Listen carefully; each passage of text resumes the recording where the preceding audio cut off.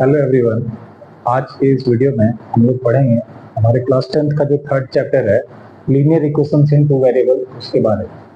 तो सबसे पहले लीनियर इक्वेशंस का जो फॉर्मेट होता है मैथ में वो होता है ax plus B Y plus C is equal to 0, जहाँ पर कि ये जो a और b है ये कोई भी रियल एंट्रीज हो सकता है, यानी रियल नंबर हो सकता है, और ना तो a 0 के बराबर होना चाहिए ना ही b 0 के बराबर होना चाहिए, ये कंडीशन है।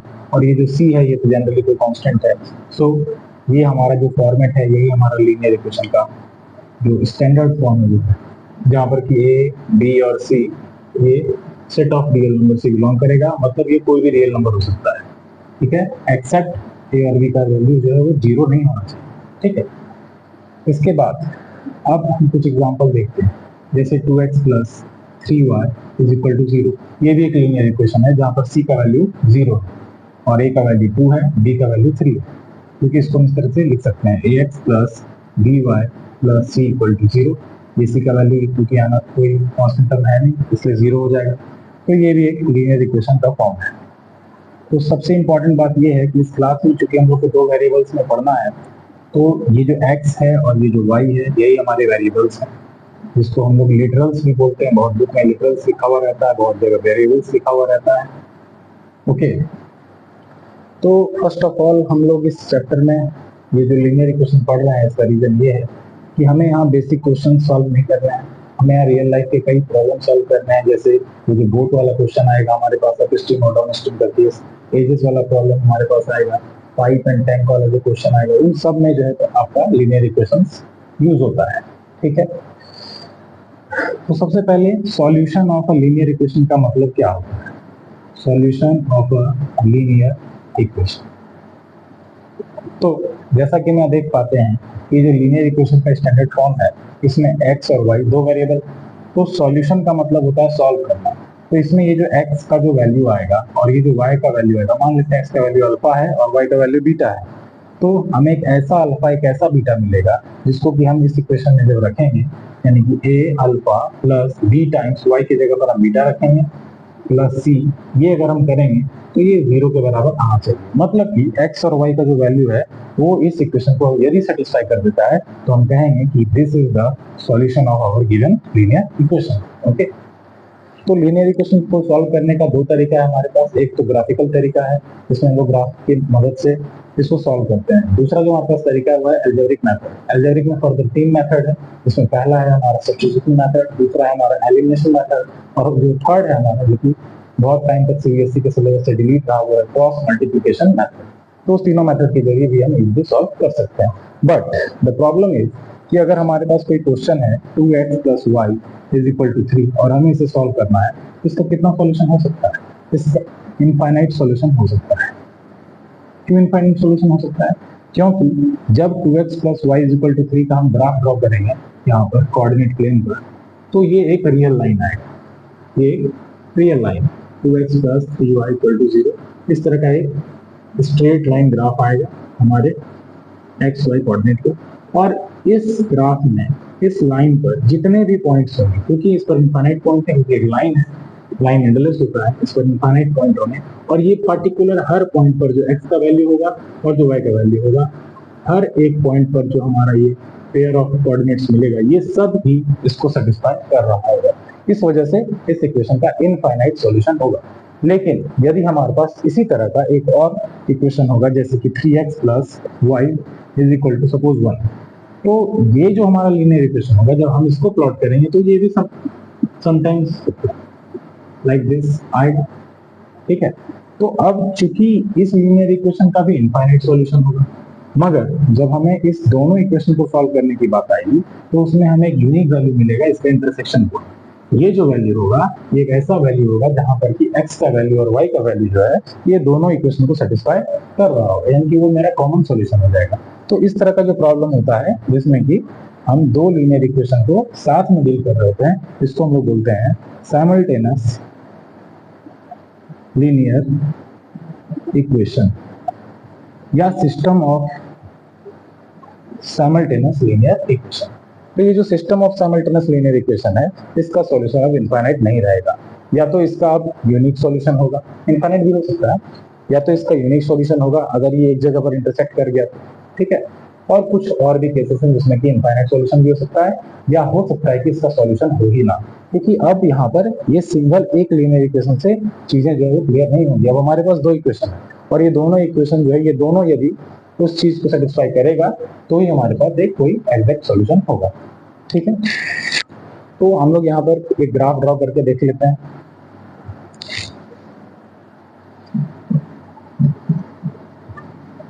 सपोज हमारे पास एक लीनियर इक्वेशन है x + 2y = 4। इसका हम ग्राफ कैसे ड्रॉ करेंगे? सबसे पहले हम x और y एक्सिस ड्रॉ कर देंगे, उसके बाद हम यहाँ पर x को y के सेंस में एक्सप्रेस करेंगे, x = 4 - 2y, और उसके बाद हम एक टेबल बनाएंगे जिसमें कि हमें कम से कम दो वैल्यू लेना होगा, क्योंकि कोई भी लाइन को खींचने के लिए एक पॉइंट जो है वो सफिशिएंट नहीं होता है। एटलीस्ट हमारे पास दो पॉइंट होगा तभी हम उससे लाइन खींच सकते हैं, इसलिए दो वैल्यू हमें लेना होगा। तो दो हम y का वैल्यू लेंगे और उसके अकॉर्डिंग दो x का वैल्यू करेस्पॉन्डिंगली निकल जाएगा। तो फर्स्ट ऑफ ऑल यदि हम y का वैल्यू लेते हैं 0 तो x का वैल्यू आ जाएगा 4, और यदि हम x का वैल्यू लेते हैं 0 तो फिर y का वैल्यू कितना आ जाएगा? y का वैल्यू आ जाएगा 2।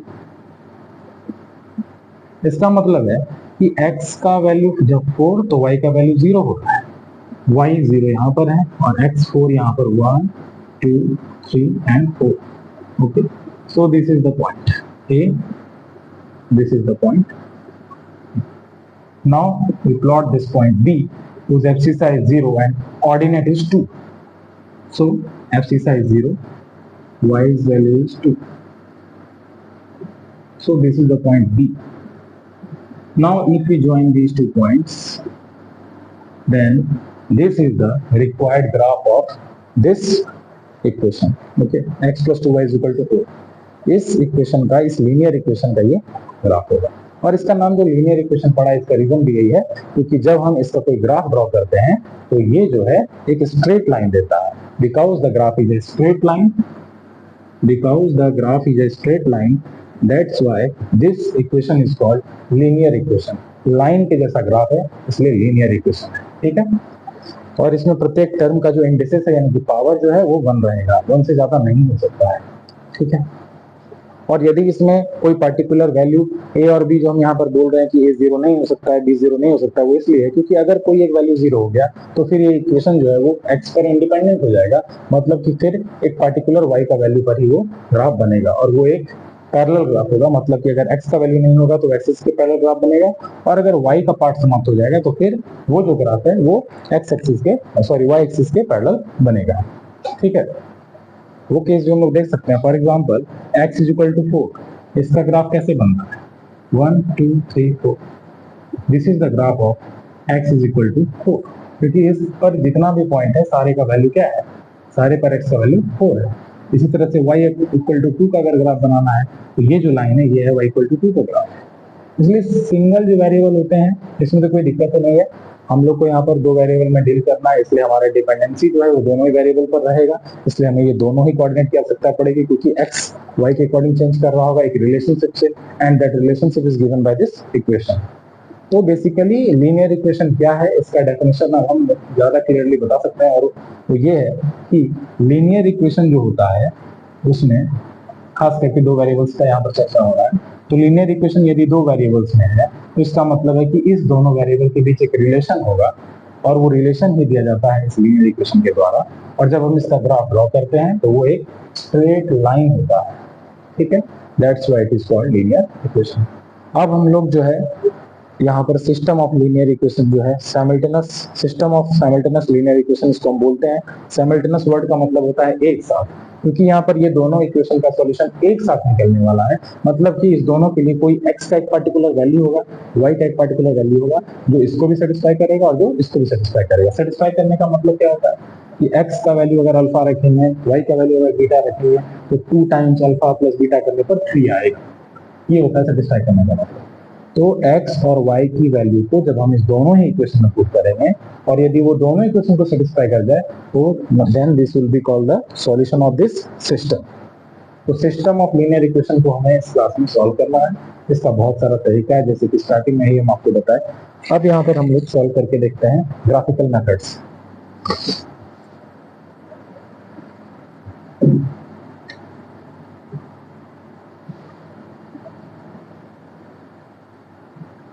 तो यहाँ पर अब हमारे पास 3 केस है। We have 3 different cases to solve the graph, to solve the linear equation by graphical method. Solving by graphical method, इसमें ग्राफ पेपर का यूज होगा, बट अभी क्योंकि हम यहाँ पर व्हाइट बोर्ड पर बता रहे हैं तो सिंपल हम इसको टेबल से बता देंगे कि कहाँ पर होगा, बट इसको ग्राफ पेपर में करना ज्यादा सही रहेगा। So now we have 3 cases. पहला जो केस होगा वो होगा यूनिक सॉल्यूशन का केस। यूनिक सॉल्यूशन का मतलब है कि अगर कोई सिस्टम ऑफ इक्वेशन है, for example a1x plus b1y plus c1 equal to 0 और एक है a2x plus b2y plus c2 equal to 0, तो इसको सॉल्व करने के लिए यदि हम ग्राफिकल मेथड को चूज किए हैं तो यहाँ पर इस दोनों इक्वेशन का जो सॉल्यूशन है वो एक यूनिक सॉल्यूशन का होगा, मतलब एक सिंगल x का वैल्यू है, एक सिंगल y का वैल्यू आएगा जो दोनों को सेटिस्फाई करेगा। इसको होने के लिए graph of both the equations, graph of both the equation intersect at a unique point. Unique मतलब एक खास।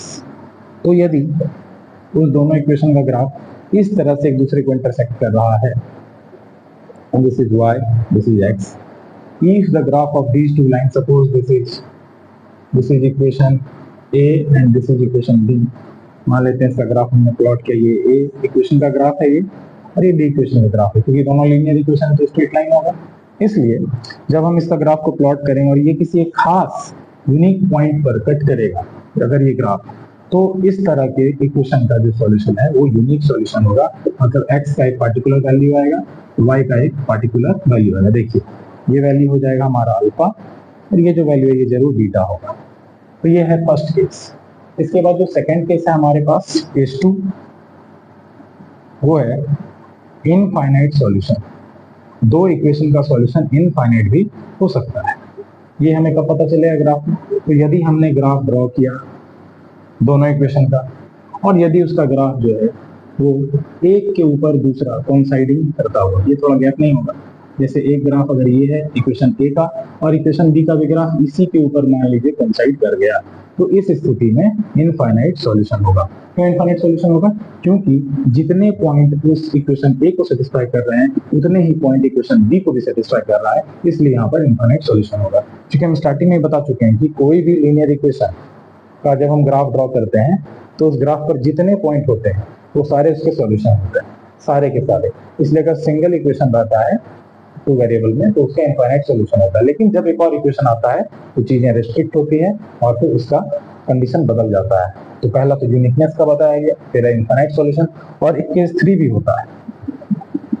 जरूरी नहीं है कि हमेशा दो इक्वेशन सॉल्वेबल ही हो, कभी कभी वो सॉल्व नहीं भी होते हैं, मतलब कोई सॉल्यूशन एग्जिस्ट ऐसा नहीं करेगा जो इसको भी सेटिस्फाई करे और इसको भी सेटिस्फाई करे, और उस स्थिति में जो ग्राफ है वो इस तरह का होगा। ये इक्वेशन ए है और suppose this is the graph of equation B. इसमें खासियत ये है कि ये पैरेलल लाइंस होगा, पैरेलल लाइंस।